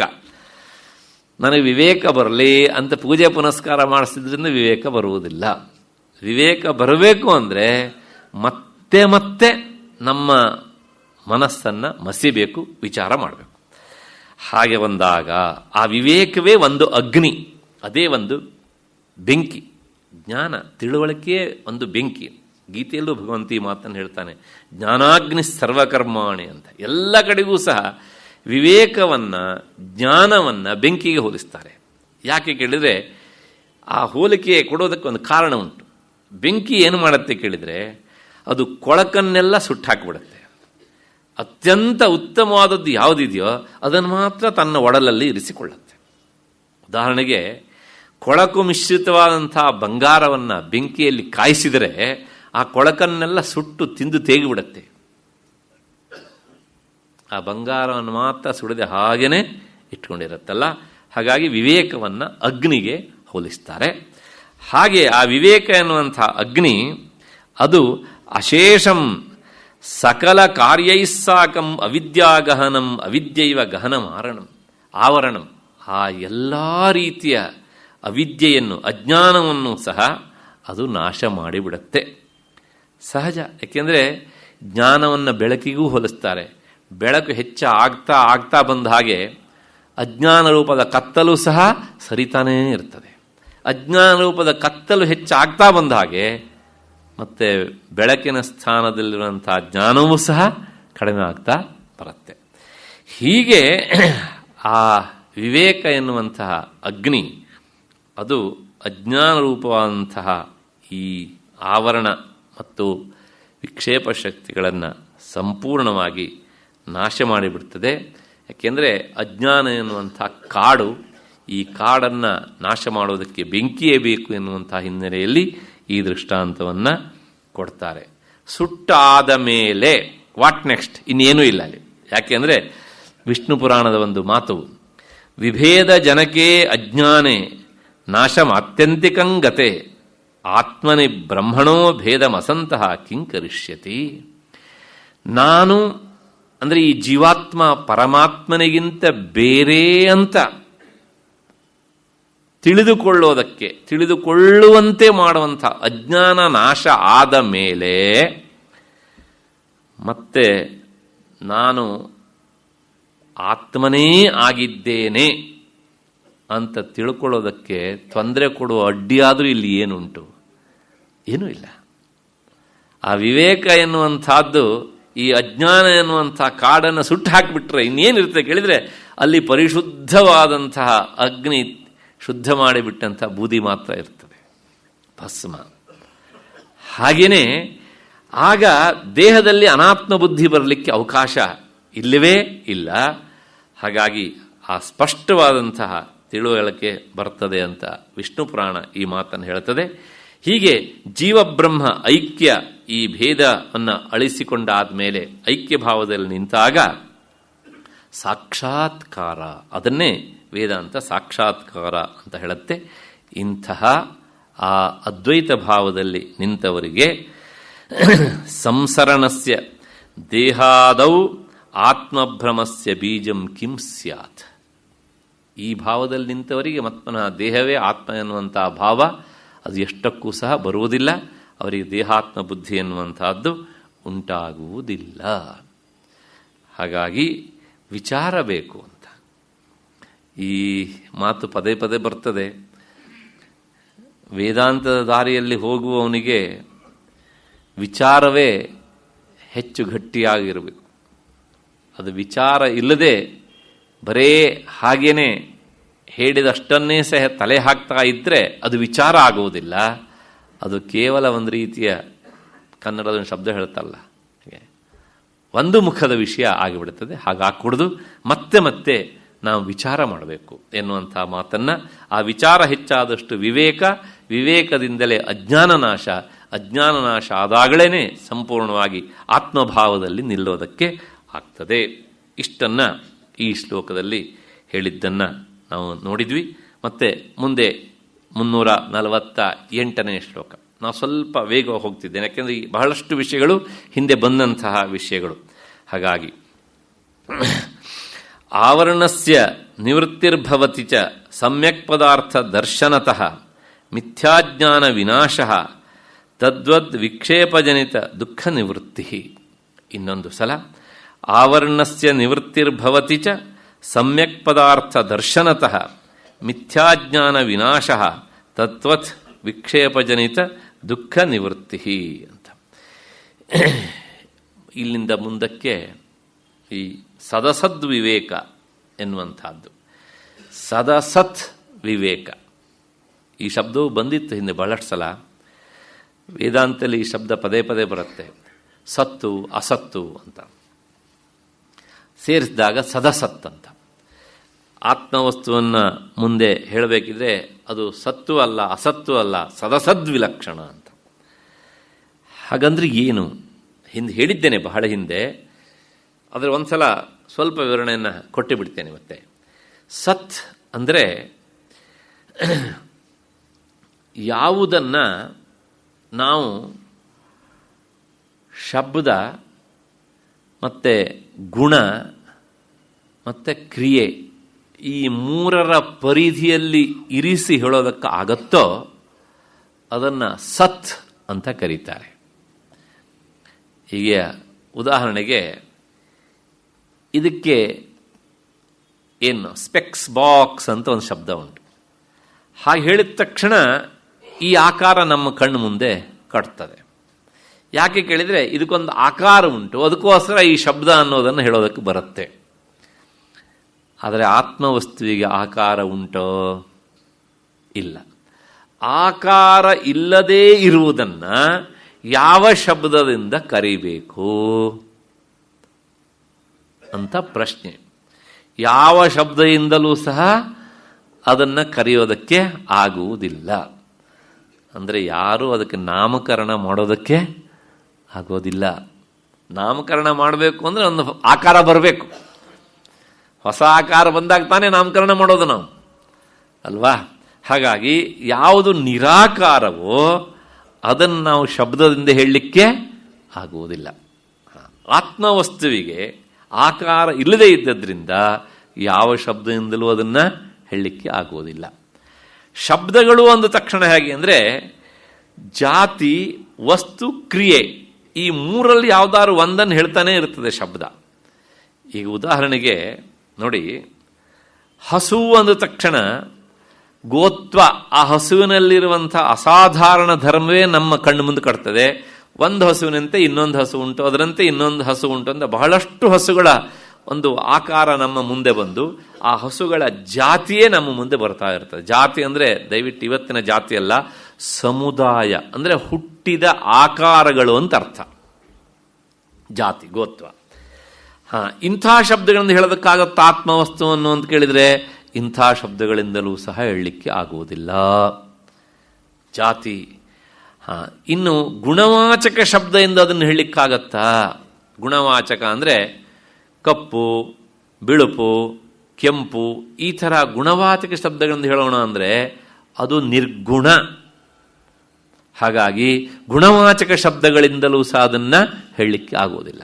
ಆತ್ಮ ಹೇಗಿದೆ? ಕೆಂಪಾಗಿದೆ, ಕಪ್ಪಾಗಿದೆ, ಬಿಳುಪಾಗಿದೆ ಅಂತ ಹೇಳಲಿಕ್ಕಾಗತ್ತಾ? ಹೇಳಲಿಕ್ಕಾಗೋದಿಲ್ಲ. ಆತ್ಮನಿಂದ ಹುಟ್ಟಿದ ಆಕಾಶಕ್ಕೆ ಯಾವುದೇ ಗುಣ ಇಲ್ಲ. ಆಕಾಶ ಸ್ಪೇಸ್ ಹೇಗಿದೆ ಕೇಳಿದ್ರೆ ಯಾವ ಬಣ್ಣದ್ದು ಕೇಳಿದ್ರೆ ಏನು ಹೇಳಬೇಕು ನಾವು? ಹೇಳಲಿಕ್ಕಾಗತ್ತಾ?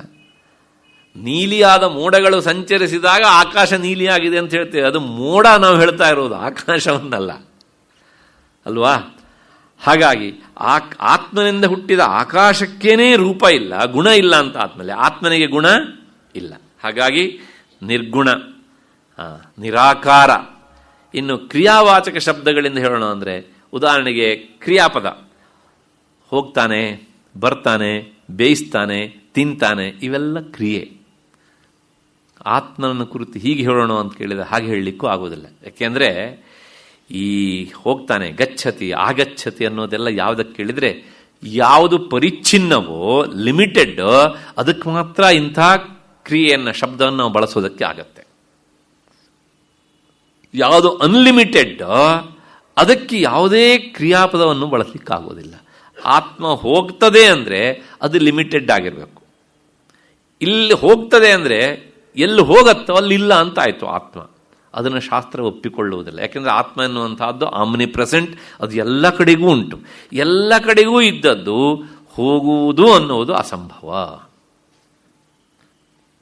ಹಾಗಾಗಿ ಆತ್ಮನಲ್ಲಿ ಚಲನೆ ಇಲ್ಲದೆ ಇದ್ದದ್ರಿಂದ, ಅದು ಅಪರಿಚ್ಛಿನ್ನವಾದ್ರಿಂದ, ಅಂದರೆ ಪರಿಚ್ಛಿನ್ನ ಅಲ್ಲದೇ ಇದ್ದದ್ರಿಂದ ಅದಕ್ಕೆ ಯಾವುದೇ ಕ್ರಿಯೆಯೂ ಸಹ ಅನ್ವಯಿಸುವುದಿಲ್ಲ.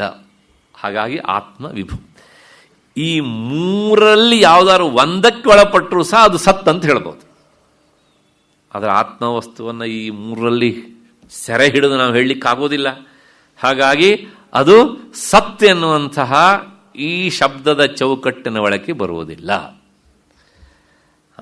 ಹಾಗಿದ್ರೆ ಅಸತ್ ಟೋಟಲ್ ಆಗಿ ಇಲ್ಲವೇ ಇಲ್ಲ ಅಂತ, ಏನು ಇಲ್ಲವೇ ಇಲ್ಲ. ಹೇಗೆ ಅಂದರೆ ಮೊಲದ ಕೊಂಬು, ಆಕಾಶ ಪುಷ್ಪ, ಯಾರಾದರೂ ನೋಡಿದ್ದಾರ? ಇಲ್ಲ. ಅತ್ಯಂತಾಭಾವ. ಹೀಗೆ ಅಂತ ಹೇಳೋಣ ಅಂದರೆ ಹಾಗೆ ಹೇಳಲಿಕ್ಕೂ ಆಗೋದಿಲ್ಲ. ಯಾಕೆ ಅಂದರೆ ಈಗ ನೋಡಿ, ಆತ್ಮ ಇಲ್ಲ ಎನ್ನುವಂಥ ಅನುಭವ ನಮಗಿದ್ರೆ ನಾವೆಲ್ಲರೂ ಸಹ ನಾನಿಲ್ಲ ಅಂತಲೇ ಹೇಳಬೇಕು. ಹೇಳ್ತೇವೆ ಹಾಗೆ? ಹೇಳೋದಿಲ್ಲ. ಹಾಗಾಗಿ ಆ ಇದೇ ಅಂತ ಹೇಳ್ಕೊಳ್ಳುವಂಥದ್ದು ಒಂದು ಉಂಟಲ್ಲ, ಅದೇ ಆತ್ಮ. ಹಾಗಾಗಿ ನೋಡಿ, ಸದಸದ್ವಿಲಕ್ಷಣ, ಅದು ಸತ್ತು ಅಲ್ಲ, ಅದು ಅಸತ್ತು ಅಲ್ಲ. ಯಾಕೆಂದರೆ ಸತ್ತು ಅಂತ ಹೇಳುವಂಥ ಈ ಶಬ್ದಗಳ ಚೌಕಟ್ಟಿನ ಒಳಗೆ ಅದನ್ನು ತುರುಕಿ ಹೇಳಲಿಕ್ಕೂ ಆಗೋದಿಲ್ಲ, ಅಸತ್ತಂತ ಹೇಳಲಿಕ್ಕೂ ಆಗೋದಿಲ್ಲ. ಮೊಲದ ಕೊಂಬು, ಆಕಾಶ ಪುಷ್ಪ, ಮತ್ತು ಇನ್ನೊಂದು ಶಬ್ದ ಹೇಳ್ತಾರೆ ಬಂಜೆಯ ಮಗ ಅಂತಲ್ಲ, ಶಾಸ್ತ್ರಕಾರರ ಪ್ರಯೋಗ ಅದು. ಬಂಜೆಯ ಮಗ ಅಂತ ಹೇಳಿದರೆ ಮಗ ಇದ್ದ ಬಂಜೆ ಆಗೋದು ಹೇಗೆ ಅಲ್ವಾ? ಹೀಗೆ ಈ ರೀತಿಯಾಗಿ ಅತ್ಯಂತಾಭಾವ, ಯಾವಾಗಲೂ ಇಲ್ಲದೇ ಇರುವಂಥವುಗಳು ಅಂತ ಇವೆಲ್ಲ. ಹಾಗೆ ಹೇಳೋಣ ಅಂದರೆ ಹಾಗೆ ಹೇಳಲಿಕ್ಕೂ ಆಗೋದಿಲ್ಲ. ಹಾಗಾಗಿ ಆತ್ಮ ವಸ್ತುವನ್ನು ಹೇಳಬೇಕಿದ್ರೆ ಸದಸದ್ವಿಲಕ್ಷಣ, ಅದು ಸತ್ತು ಅಲ್ಲ, ಅದು ಅಸತ್ತು ಅಲ್ಲ. ಹಾಗೆ ಅಂತ ಇಲ್ಲ ಅಂತ ಹೇಳಲಿಕ್ಕೆ ಸುತರಾಂ ಆಗುವುದಿಲ್ಲ. ಹಾಗಾಗಿ ಇಂತಹ ಈ ಸದಸದ್ವಿಲಕ್ಷಣವಾದಂತಹ ಆತ್ಮವಸ್ತುವನ್ನು ತಿಳಿಬೇಕಾದ್ರೆ ಆವರಣಸ್ಯ ನಿವೃತ್ತಿರ್ಭವತಿ. ಹೇಗೆ ಅಂದರೆ ಸಚ ಸಮ್ಯಕ್ ಪದಾರ್ಥ ದರ್ಶನತಃ. ಇಂತಹ ಈ ಆವರಣ ಶಕ್ತಿ ನಿವಾರಣೆ ಆಗಬೇಕು ಅಂದರೆ ಮುಂದಿನ ಶ್ಲೋಕದಲ್ಲಿ ಅದನ್ನು ಹೇಳ್ತಾರೆ, ವಸ್ತುಗಳ ಜ್ಞಾನವನ್ನು ಸರಿಯಾಗಿ ಮಾಡಿಕೊಳ್ಳುವುದರಿಂದ ಆವರಣ ಶಕ್ತಿ ನಿವಾರಣೆಯೂ ಮತ್ತು ಮಿಥ್ಯಾಜ್ಞಾನದ ನಿವಾರಣೆಯೂ, ವಿಕ್ಷೇಪ ಶಕ್ತಿಯಿಂದ ಉಂಟಾದಂಥ ದುಃಖ ನಿವಾರಣೆಯೂ ಸಹ ಆಗುತ್ತದೆ. ಇಷ್ಟು ಈ ಶ್ಲೋಕದ ಶಬ್ದಶಃ ಅರ್ಥ. ಈ ಶ್ಲೋಕದ ಅರ್ಥ ಹಿಂದೆ 146ನೇ ಶ್ಲೋಕದಲ್ಲಿ ಸ್ವಲ್ಪ ಸ್ಥೂಲವಾಗಿ ಬಂದಿತ್ತು. ಏತಾಭ್ಯಾಮೇವ ಶಕ್ತಿಭ್ಯಾಂ, ಈ ಎಲ್ಲ ಅನರ್ಥಗಳಿಗೂ ಸಹ ಈ ಆವರಣ ಶಕ್ತಿ ವಿಕ್ಷೇಪ ಶಕ್ತಿಗಳೇ ಕಾರಣ ಅನ್ನೋದನ್ನು ಅಲ್ಲಿ ಹೇಳಿತ್ತು.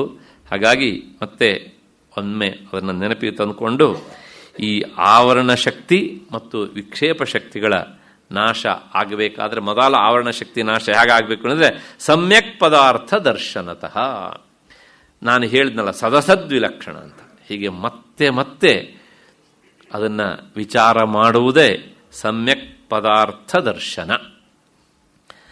ಅದರಿಂದ ಏನಾಗುತ್ತೆ ಕೇಳಿದರೆ ಮಿಥ್ಯಾಜ್ಞಾನ ವಿನಾಶ. ಅನಾತ್ಮ ವಸ್ತುಗಳಲ್ಲಿ ಆತ್ಮ ಎನ್ನುವಂತಹ ಬುದ್ಧಿ ಏನು ಬಂದಿತ್ತಲ್ಲ ಅದರ ನಾಶ ಆಗತ್ತೆ. ಹಾಗೆ ನಾಶ ಆದಾಗ ಸಂಪೂರ್ಣ ದುಃಖ ಅಳಿದು ಹೋಗುತ್ತೆ. ಅಲ್ಲಿಗೆ ಮನುಷ್ಯನ ದುಃಖಕ್ಕೆ ಕಾರಣ ಏನು ಅಂತ ಕೇಳಿದರೆ ಆತ್ಮನಲ್ಲದ ವಸ್ತುಗಳನ್ನು ಆತ್ಮ ಅಂತ ತಿಳಿದುಕೊಂಡದ್ದೇ ಎಲ್ಲ ದುಃಖಗಳಿಗೂ ಕಾರಣ. ಬುದ್ಧ ಹೇಳಿದ ಅಂತ ಬಹಳಷ್ಟು ಜನ ನಂಬಿದ್ದಾರೆ, ಹಾಗೆ ಹೇಳ್ತಾರೆ ಆಸೆಯೇ ದುಃಖಕ್ಕೆ ಕಾರಣ ಅಂತ. ಬುದ್ಧ ಹೇಳಿದ್ದಲ್ಲ ಅದು, ಉಪನಿಷತ್ತುಗಳು ಈ ಮಾತು ಸಾಕಷ್ಟು ಹಿಂದೆನೇ ಅಪೌರುಷೇಯ ವಾಣಿ ಹೇಳಿದ ಮಾತು ಅದು. ಮತ್ತೆ ನಮ್ಮ ಭಾಗವತ ಗ್ರಂಥವೂ ಆ ಮಾತನ್ನು ಹೇಳಿದೆ.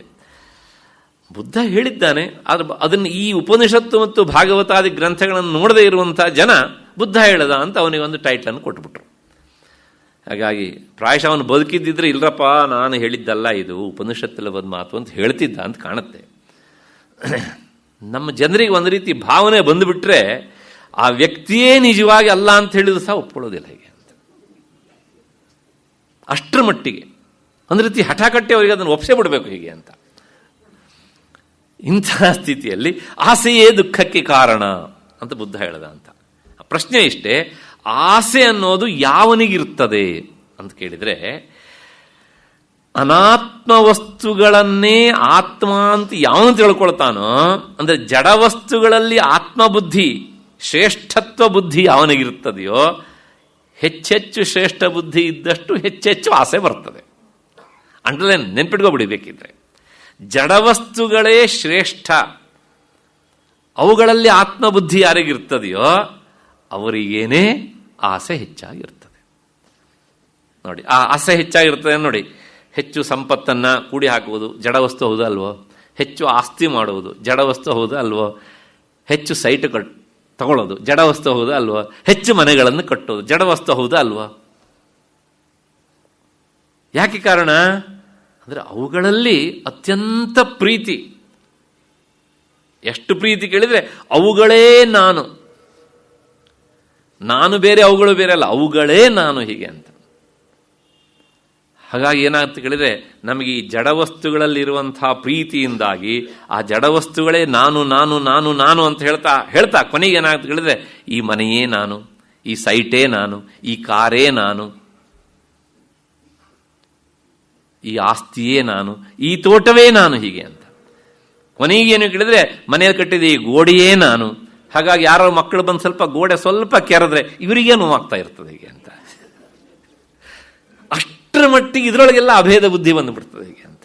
ಜಡವಸ್ತುಗಳಲ್ಲಿರುವಂಥ ಅತಿಯಾದ ಅಟ್ಯಾಚ್ಮೆಂಟ್ ಅದು ನಮ್ಮ ಸ್ವರೂಪವನ್ನು ಮರೆಮಾಚಿಸಿ ಬಿಡ್ತದೆ ಹೀಗೆ ಅಂತ. ಹಾಗೆ ಈ ಸಂಪೂರ್ಣವಾಗಿ ಮರೆಮಾಚಿಸುವುದರಿಂದ ಏನಾಗುತ್ತೆ ಕೇಳಿದರೆ, ಮತ್ತೆ ಮತ್ತೆ ಅವುಗಳನ್ನೇ ವಿಚಾರ ಮಾಡ್ತಾ ಪುನರಪಿ ಜನನಂ ಪುನರಪಿ ಮರಣಂ. ಇಷ್ಟು ಆದ ಮೇಲೆ ಸಮ್ಯಕ್ ಪದಾರ್ಥ ದರ್ಶನತಃ ಆವರಣ ಶಕ್ತಿ, ಹೀಗೆ ಸದಸದ್ವಿಲಕ್ಷಣ ರೂಪನ ಅಂತ ಆತ್ಮವಸ್ತುವನ್ನು ಮತ್ತೆ ಮತ್ತೆ ವಿಚಾರ ಮಾಡ್ತಾ ಆ ಮಿಥ್ಯಾಜ್ಞಾನವನ್ನು, ಆತ್ಮೇತರ ವಸ್ತುಗಳಲ್ಲಿ ಆತ್ಮ ಎನ್ನುವಂಥ ಭಾವನೆ ಏನು ಬಂದಿತ್ತಲ್ಲ ಅದನ್ನು ಕಳೆದುಕೊಂಡಾಗ ಆಗ ಸಂಪೂರ್ಣವಾಗಿ ಆವರಣ ಶಕ್ತಿ ನಿಲ್ತದೆ. ಆವರಣ ಶಕ್ತಿ ನಿಂತಾಗ ವಿಕ್ಷೇಪ ಶಕ್ತಿ ಅದು ಸಹ ಕೆಲಸ ಮಾಡೋದು ನಿಂತು ಹೋಗಿಬಿಡುತ್ತದೆ. ನಾನು ಆಗ ಹೇಳಿದ್ದೇನೆ, ಮೇನ್ ಸ್ವಿಚ್ ಆಫ್ ಆದಾಗ ಬೇರೆ ಯಾವ ಸ್ವಿಚ್ ಆನ್ ಮಾಡಿದರೂ ಸಹ ಅಲ್ಲಿ ಬೆಳಕಾಗುವುದಿಲ್ಲ ಹೀಗೆ ಅಂತ. ಹಾಗೆ ಅಷ್ಟು ಹಿನ್ನೆಲೆಯಲ್ಲಿ ದೃಷ್ಟಾಂತೇನ ಉಪಪಾದಯತಿ 348ನೇ ಶ್ಲೋಕ ಆಯಿತು ಅಂತ ಅಂದ್ಕೊಂಡು ಮತ್ತೆ 349ನೇ ಶ್ಲೋಕಕ್ಕೆ ಹೋಗೋಣ. ಏತತ್ ತೃತಯಂ ದೃಷ್ಟಂ ಸಮ್ಯಗ್ರಜ್ಜು ಸ್ವರೂಪ ವಿಜ್ಞಾನಾತ್ ತಸ್ಮಾತ್ ವಸ್ತು ಸತತ್ವಂ ಜ್ಞಾತವ್ಯಂ ಬಂಧಮುಕ್ತಯೇ ವಿದುಷಾ. ಇನ್ನೊಂದು ಸಲ, ಏತತ್ ತೃತಯಂ ದೃಷ್ಟಂ ಸಮ್ಯಗ್ರಜ್ಜು ಸ್ವರೂಪ ವಿಜ್ಞಾನಾತ್ ತಸ್ಮಾತ್ ವಸ್ತು ಸತತ್ವಂ ಜ್ಞಾತವ್ಯಂ ಬಂಧಮುಕ್ತಯೇ ವಿದುಷಾ. 349ನೇ ಶ್ಲೋಕ. ಹಗ್ಗದ ಸ್ವರೂಪವನ್ನು ಸರಿಯಾಗಿ ತಿಳಿದುಕೊಳ್ಳುವುದರಿಂದ ಮೇಲಿನ ಶ್ಲೋಕ ತಿಳಿಸಿದಂಥ ಈ ಮೂರು ಅಂದರೆ ಆವರಣ ನಿವೃತ್ತಿ ಆಗ್ತದೆ, ಆವರಣ ಶಕ್ತಿ ನಿವೃತ್ತಿ ಆಗ್ತದೆ, ಮಿಥ್ಯಾಜ್ಞಾನ ನಿವೃತ್ತಿ ಆಗ್ತದೆ, ಮತ್ತು ವಿಕ್ಷೇಪ ಶಕ್ತಿಯೂ ಸಹ ನಿವೃತ್ತಿ ಆಗ್ತದೆ. ಈ ಮೂರೂ ಸಹ ಆದದ್ದು ಕಂಡು ಬಂದಿದೆ. ಆದ್ದರಿಂದ ವಿವೇಕಿಯಾದಂಥ ಮುಮುಕ್ಷು ವಸ್ತುವನ್ನು ಅಂದರೆ ಆತ್ಮವಸ್ತುವಿನ ಯಥಾರ್ಥ ಸ್ವರೂಪವನ್ನು ಆತ ಸರಿಯಾಗಿ ತಿಳಿದುಕೊಳ್ಳಬೇಕು. ಇಷ್ಟು ಈ ಶ್ಲೋಕದ ಅರ್ಥ. ಇಲ್ಲಿ ಏತತ್ ತೃತಯಂ ಅಂತ ಹೇಳ್ತಾರೆ. ಈ ಮೂರು ಅಳಿದು ಹೋಗ್ತದೆ. ಯಾವುದರಿಂದ ಅಂದರೆ ಆತ್ಮವಸ್ತುವನ್ನು ಅಂದರೆ ತಿಳಿದುಕೊಂಡಾಗ, ಅಂದರೆ ವಸ್ತುವನ್ನು ಸರಿಯಾಗಿ ತಿಳಿದುಕೊಳ್ಳುವುದರಿಂದ ಈ ಮೂರು ಹೋಗ್ತದೆ ಅಂತ. ಯಾವ್ಯಾವುದು ಅನ್ನೋದಕ್ಕೆ ಅದಕ್ಕೊಂದು ದೃಷ್ಟಾಂತ ಸ್ಥಳವನ್ನು ಸೂಚಿಸ್ತಾರೆ. ಹಗ್ಗದಲ್ಲಿ ಹಾವು ಎನ್ನುವಂಥ ಭಾವನೆ ಬಂದಿತ್ತು. ಈಗ ವಿಚಾರ ಮಾಡ್ತಾ ಮಾಡ್ತಾ ಮಾಡ್ತಾ ಹೋದಾಗ ಬೆಳಕನ್ನು ಹಾಯಿಸಿ ಆ ಹಾವು ಎನ್ನುವಂಥ ಭಾವನೆ ಹೋದಾಗ ಮತ್ತೆ ಉಳಿಯುವುದೇನು ಕೇಳಿದರೆ ಹಗ್ಗ ಎನ್ನುವಂತಹದ್ದೇ ಉಳಿತದೆ. ಇಲ್ಲಿ ನೋಡಿ, ಮೂರು ತರಹದ ಈ ವಿಷಯಗಳು ನಮಗೆ ಒದಗಿ ಬರ್ತವೆ ಅಂತಾರೆ. ಮೊದಲನೇದಾಗಿ ಏನು ಕೇಳಿದರೆ, ಇದು ಹಗ್ಗವೇ ಹೌದು ಅಂತ ಎರಡನೇ ಸಲ ನಿರ್ಧಾರ ಮಾಡ್ತಾನಲ್ಲ, ಆ ನಿರ್ಧಾರ ಮಾಡಿದ್ರಿಂದ ಏನಾಯಿತು ಅಂದರೆ, ಮೊದಲು ಹಾವು ಅಂತ ಬರೋದಕ್ಕೆ ಕಾರಣ ವಿಕ್ಷೇಪ ಶಕ್ತಿ ಮತ್ತು ಆವರಣ ಶಕ್ತಿ ಆಗಿತ್ತು. ಆ ಪ್ರಕ್ರಿಯೆ ಹೇಗೆ ನಡೆಯುತ್ತೆ ಅಂದರೆ, ಅಲ್ಲಿ ಹಗ್ಗ ಇದ್ದಾಗ ಆವರಣ ಶಕ್ತಿ ಹಗ್ಗ ಅನ್ನೋದನ್ನು ಮರೆಮಾಚಿ ಬಿಡುತ್ತೆ. ಅಷ್ಟು ಬೇಗ ಆಗತ್ತೆ ವಿಕ್ಷೇಪ ಶಕ್ತಿ ಕೆಲಸ, ತಕ್ಷಣ ಹಾವನ್ನು ತೋರಿಸುತ್ತೆ ಅದರಲ್ಲಿ. ಹೀಗೆ ಈ ವಿಕ್ಷೇಪ ಶಕ್ತಿ, ಇದು ಹಗ್ಗ ಎನ್ನುವಂಥ ತಿಳುವಳಿಕೆ ದೃಢವಾದದ್ರಿಂದ ವಿಕ್ಷೇಪ ಶಕ್ತಿ ಕೆಲಸ ಮಾಡಲಿಲ್ಲ. ಮೊದಲ ಕೆಲಸ ಮಾಡಿದಂಥ ಆವರಣ ಶಕ್ತಿ ಇತ್ತಲ್ಲ, ಹಾವು ಅಂತ ಹಗ್ಗವನ್ನು ಮುಚ್ಚಿ ಹಾವನ್ನು ತೋರಿಸಿತ್ತಲ್ಲ, ಆಗ ಆವರಣ ಶಕ್ತಿಯೂ ಸಹ ಅಪಸರಣವಾಯಿತು, ಸರಿಯಿತು ಅಂತ ಮೊದಲನೇದು ಒಂದು. ಅಂದರೆ ದೃಢವಾದ ಭಾವನೆಯಿಂದ ಹಗ್ಗವೇ ಹೌದು ಅಂತ ಅಂದ್ಕೊಂಡಾಗ ಅಲ್ಲಿ ಆವರಣ ಶಕ್ತಿ ಅಪಸರಣ ಆಯಿತು ಅಂತ ಒಂದು ಅರ್ಥ. ಮತ್ತು ಎರಡನೇದು, ರಜ್ಜು ಸರ್ಪ ವಿಕ್ಷೇಪಜನಿತ ಭಯಕಂಪನಾದಿ. ಎರಡನೇದೇನು ಅಂದರೆ, ಆ ಹಗ್ಗವನ್ನು ಹಾವಾಗಿ ತಿಳ್ಕೊಂಡಾಗ ಭಯ ಆಗಿತ್ತು, ಮೈ ಬೆವತಿತ್ತಲ್ಲ, ಅದೆಲ್ಲವೂ ನಿವಾರಣೆ ಆಗುತ್ತೆ. ಅಂದರೆ ಇದೆಲ್ಲ ದೈಹಿಕವಾದಂಥ ಕ್ಲೇಶ. ಹಾಗೇನೆ ಆತ್ಮವಸ್ತುವನ್ನು ಅನಾತ್ಮ ಅಂತ ತಿಳ್ಕೊಂಡಿದ್ರಿಂದ ಹಗ್ಗವನ್ನು ಹಾವಾಗಿ ತಿಳ್ಕೊಂಡಾಗ ಏನೆಲ್ಲ ಅನಾಹುತಗಳು, ಮೈ ಬೆವರುವುದು, ಭಯ ಕಂಪನಾದಿಗಳಾಗ್ತವೋ ಇವೆಲ್ಲವೂ ಆಗ್ತವೆ. ಸಂಸಾರಿಗಳ ದುಃಖಕ್ಕೆ ಕಾರಣವೇ ಆತ್ಮನನ್ನು ಮರೆತು ಅನಾತ್ಮನನ್ನು ಆತ್ಮ ಅಂತ ಅಂದ್ಕೊಂಡಿದ್ದು ಅಂತ. ಇದು ಎರಡನೇದು, ಇದೂ ಸಹ ಅಳಿದು ಹೋಗ್ತದೆ. ಮತ್ತೆ ಮೂರನೇದು, ರಜ್ವಾವರಣ ನಿವೃತ್ತಿ. ಆ ಹಗ್ಗ ಎನ್ನುವಂಥದ್ದನ್ನು ಮರೆಮಾಚಿತ್ತಲ್ಲ, ಆ ಆವರಣ ಶಕ್ತಿ ಸಂಪೂರ್ಣವಾಗಿ ನಾಶವಾಗಿ ಹೋಗ್ತದೆ. ಅಂದರೆ ಹಗ್ಗವನ್ನು ಸರಿಯಾಗಿ ತಿಳ್ಕೊಳ್ಳೋದ್ರಿಂದ ಆಗುವಂಥ ಮೂರು ಲಾಭ. ಒಂದು, ಆವರಣ ಶಕ್ತಿ ನಿವಾರಣೆ ಆಯಿತು ಅಂತ ಒಂದರ್ಥ. ಇನ್ನೊಂದು, ಆವರಣ ಶಕ್ತಿ ನಿವಾರಣೆ ಆದದ್ರಿಂದಲೇ ಭ್ರಾಂತಿ ನಾಶ ಆಯಿತು ಅಂತ ಅರ್ಥ. ಮೂರನೇದು, ಭ್ರಾಂತಿ ನಾಶ ಆದದ್ರಿಂದಲೇ ಭಯಕಂಪನಾದಿಗಳು ಸಹ ಹೋದವು ಅಂತ ಅರ್ಥ. ಇದು ದೃಷ್ಟಾಂತ. ಈ ದೃಷ್ಟಾಂತವನ್ನು ದಾರ್ಷ್ಟಾಂತಿಕವಾದಂಥ ಆತ್ಮವಿಚಾರಕ್ಕೆ ಅಪ್ಲೈ ಮಾಡಿಕೊಳ್ಬೇಕು. ಆತ್ಮಸ್ವರೂಪವನ್ನು ಸರಿಯಾಗಿ ತಿಳಿದುಕೊಂಡದ್ರಿಂದ ಅಥವಾ ತಿಳಿದುಕೊಂಡಾಗ ಆವರಣ ಶಕ್ತಿ ಅಳಿಯಿತು ಅಂತ ಒಂದರ್ಥ. ಆವರಣ ಶಕ್ತಿ ಅಳಿದಿದ್ರಿಂದಲೇ ಆತ್ಮೇತರ ವಸ್ತುಗಳಲ್ಲಿ ಆತ್ಮ ಎನ್ನುವಂಥ ಭಾವನೆ ಉಂಟಾಗುವ ಭ್ರಾಂತಿ ಅಳಿಯಿತು. ಇದು ಎರಡನೇ ಪಾಯಿಂಟ್. ಮೂರನೇದು, ಆತ್ಮೇತರ ವಸ್ತುಗಳನ್ನು ಆತ್ಮ ಅಂತ ಅಂದುಕೊಂಡಿದ್ರಿಂದ ಏನು ಅನರ್ಥ ಆಗತ್ತೋ ಆ ಅನರ್ಥಗಳು ಸಹ ನಿವಾರಣೆ ಆಗ್ತವೆ. ಹೀಗೆ ಅಲ್ಲಿ ಏನು ಹೇಳ್ದಂಗಾಯ್ತು, ವಸ್ತುವಿನ ಯಥಾರ್ಥವನ್ನು ತಿಳಿಯುವುದರಿಂದ ಆವರಣ ಶಕ್ತಿ ನಿವಾರಣೆ, ಮತ್ತೆ ಭ್ರಾಂತಿ ನಾಶ, ಅದರ ಜೊತೆಗೆ ಆ ಭ್ರಾಂತಿಯಿಂದ ಉಂಟಾಗುವಂಥ ಸಕಲ ಅನರ್ಥಗಳ ನಿವಾರಣೆ, ಇವಿಷ್ಟು ಆಗ್ತವೆ. ಹಾಗಾಗಿ ಯಥಾರ್ಥ ಜ್ಞಾನ ಎನ್ನುವಂಥದ್ದು ಎಲ್ಲದಕ್ಕೂ ಮುಖ್ಯ. ಹಾಗಾಗಿ ಆತ್ಮನ ಸ್ವರೂಪವನ್ನು ತಿಳಿದುಕೊಳ್ಳಬೇಕು ಎನ್ನುವಂಥದ್ದು ಈ ಶ್ಲೋಕದ ತಾತ್ಪರ್ಯ. ಇಷ್ಟಕ್ಕೆ ನಿಲ್ಲಿಸ್ಕೊಂಡು ನಾಳೆ ದಿವಸ ಬುದ್ಧಿ ಹೇಗೆ ಮತ್ಪುನಃ ಆತ್ಮ ಮಾಡುವ ಕೆಲಸವನ್ನು ಮಾಡ್ತದೆ ಅನ್ನೋದನ್ನು ನೋಡೋಣ. ನಾಳೆ ದಿವಸ ಸೇರಿದಾಗ. ಅಲ್ಲಿವರೆಗೆ ನಿಮಗೆಲ್ಲ ನಮಸ್ಕಾರ ಮತ್ತು ಕೃತಜ್ಞತೆಗಳು.